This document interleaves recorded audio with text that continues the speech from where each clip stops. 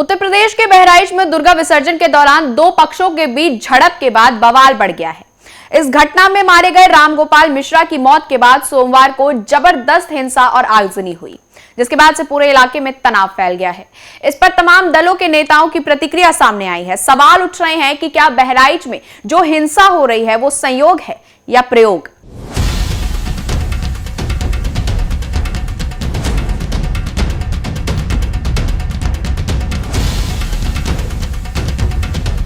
बहराइच में यह हिंसा ऐसे वक्त में हुई जब राज्य में 10 विधानसभा सीटों पर उपचुनाव की तैयारियां चल रही हैं। माना जा रहा है कि भारत निर्वाचन आयोग जल्द ही तारीखों का ऐलान कर सकता है। ऐसे में दो समुदाय के बीच जिस तरह इस घटना ने बड़ा रूप ले लिया है, उसे लेकर कई तरह के सवाल हैं कि प्रदेश में जो मजहबी तनाव दिखाई दे रहा है उसके पीछे वजह उपचुनाव तो नहीं है।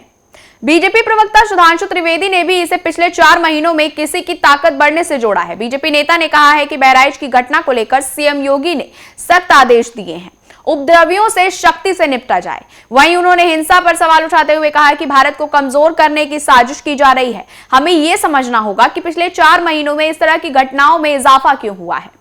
सुधांशु त्रिवेदी ने कहा कि एक बात समझना है, कुछ महीने से किसकी ताकत बढ़ी है। पिछले कुछ समय में जिस तरह रेलवे के खिलाफ साजिश और इस तरह की घटनाएं हो रही हैं, ये उन्हीं शक्तियों के टूल हैं। देश की जनता को सोचना चाहिए कि पिछले 4 महीने में इस तरह की घटनाएं क्यों बढ़ी हैं, किसकी ताकत बढ़ी है। इन सभी घटनाओं को एक साथ देखना होगा। तो वहीं समाजवादी पार्टी ने भी इसे उपचुनाव से जोड़ा है। सपा ने आरोप लगाया है कि उपचुनाव प्रभावित करने के लिए बहराइच दंगा कराया जा रहा है।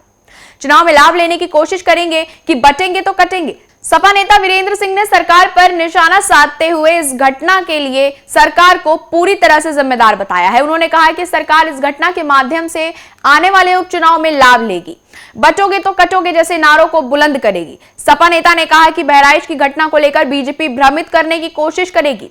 इस मामले में समाजवादी पार्टी के राष्ट्रीय अध्यक्ष अखिलेश यादव ने कहा कि बहराइच में जो हुआ वो सरकार और प्रशासन का फेल्योर है।